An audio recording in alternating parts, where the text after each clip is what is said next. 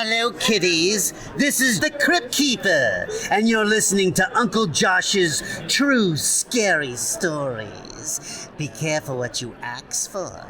You may get it.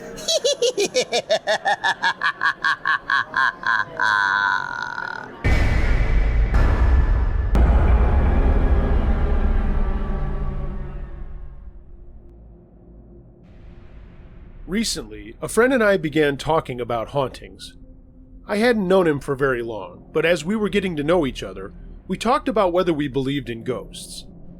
Since I work in a haunted location, that's another story, I told him that I did, and he told me about the house that he lives in.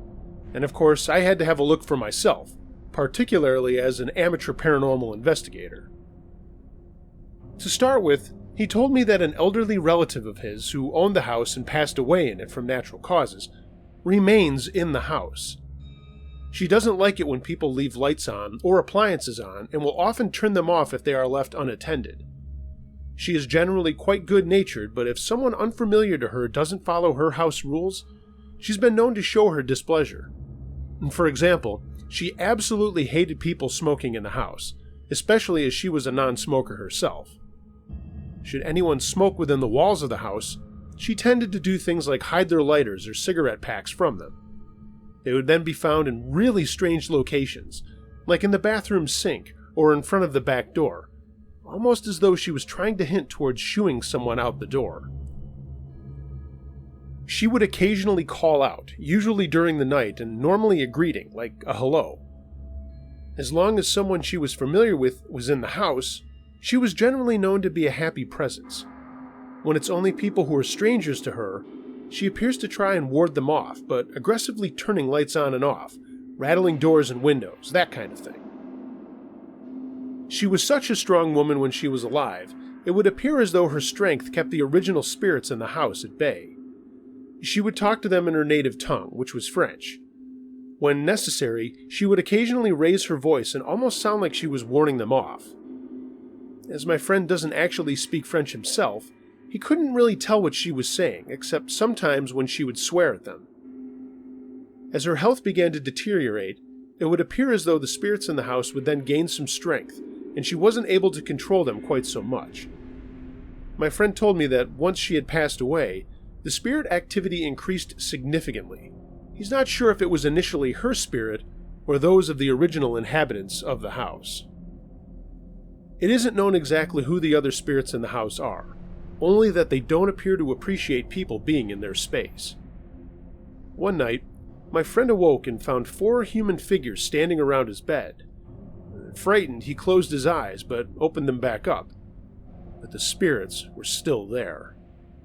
They didn't move, they didn't speak, but he got the feeling that they were very aware of him and were trying to intimidate him. The original idea behind their existence in the house was because when his relative bought the house, a certain area underneath the floorboards had been dug up and re-cemented. His relative would often joke that maybe somebody buried a body down there. But despite extensive searches, no origin story for these spirits has ever been conclusively proven. The spirit's main target lately seemed to be his new housemate, and he would often wake to the sensation of someone sitting down on the edge of his bed, and then a freezing cold chill in the room. He would hear someone talking out in the kitchen, down the other end of the house, and then calling out in an aggressive tone, as though they were mad, and he would only hear this when he was home alone. Both my friend and his housemate hear the sounds of something being dragged down the hallway, and heavy footsteps thumping towards their rooms all the time. It doesn't seem to matter whether there is only one or both of them at home, it happens at random a lot of the time. Sometimes several nights in a row, and sometimes it hasn't happened for a month. The dragging sound also occurs outside the bedroom windows, as though someone is dragging a heavy bag of something through the backyard. My friend has a nephew who also stays at the house sometimes, and his nephew has reported to him that sometimes objects will be moved in front of him, like the television remote control and his glasses. He says that sometimes they try to talk to him, although he has never said exactly what they've whispered, only that it scares him and he doesn't want to talk to them. He says that sometimes he sees a man standing in the hallway. It doesn't appear to move or react to being seen. This man just stands there until the nephew looks away, and then he's no longer there once he looks back. So, based on what my friend told me and my love and experience with the paranormal, I asked him if I could stay over for a night or two with some equipment and do a little investigating. He agreed, and before I knew it, there I was, standing in his lounge room, holding a tape recorder and asking questions. I began with asking who was in the house and why they were there. Almost immediately, I had a voice come through saying the name John. There was little in the way of further communication using this method. The only exception was when I asked why they liked to sit down on the end of the housemate's bed in the middle of the night, and the housemate's name was repeated twice. So I decided to change my investigation a little and tried baiting them by reenacting an event that both occupants of the house told me often triggers activity: having a shower. It had been mentioned to me by both of them that they would be having a shower, and as they opened their eyes after rinsing off their face, they would see a dark figure on the other side of the shower screen. While this wasn't really something I wanted to experience, I wanted proof for myself that the house was haunted, even if it wasn't proof I could hold in my hand. So I undressed and ran the shower. After climbing in and beginning to wash, I got the distinct feeling that I was being watched. As my friend had left the house to collect dinner, I knew it wasn't him. I thought perhaps it was just my nerves getting the better of me, so I continued with the shower. I rinsed my hair and was about to turn off the water and get out, when I heard a very quiet but definite sound of the handle on the door of the bathroom creaking, as though someone was opening the door. I opened my eyes and looked through the screen towards the door and saw a flash of darkness, almost like a shadow running through the room. It was enough that it temporarily blocked out the whiteness of the towel that was hanging on the back of the door. I quickly got out of the shower, stepped out in a hurry to get dry. As I did so, I heard my friend arrive home and call out. After I dried and dressed, I went out to greet him, and he said that he thought he saw a man standing in the window as he pulled into the driveway, and wanted to know if his housemate had returned home. We thoroughly checked the house, then called the housemate. He was at a movie at the time, so we were sure it hadn't been him. Fast forward to later that evening. I was resting on the couch with my eyes closed, nervously trying to sleep. There was a dim light in the room as the kitchen light had been deliberately left on, as I was anxious about sleeping in the house in complete darkness. I managed to doze off after an hour or so. I kept stirring. My sleep was restless, and I finally managed to fall asleep properly.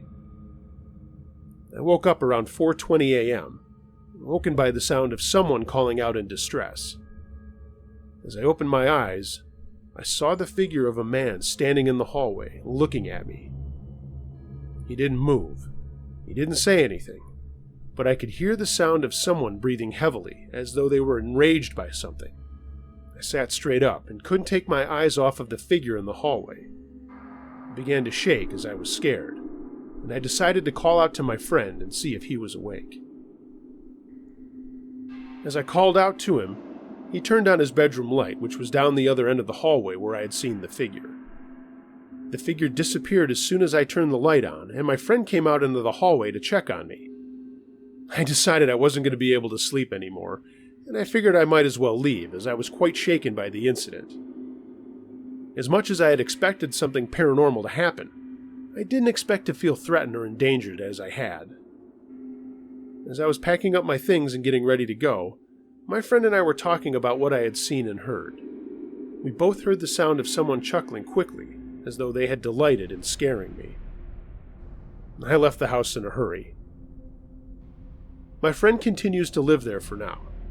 I haven't returned, and I vowed that I won't. I am clearly not wanted in that house on Bindery Crescent, Ingle Farm.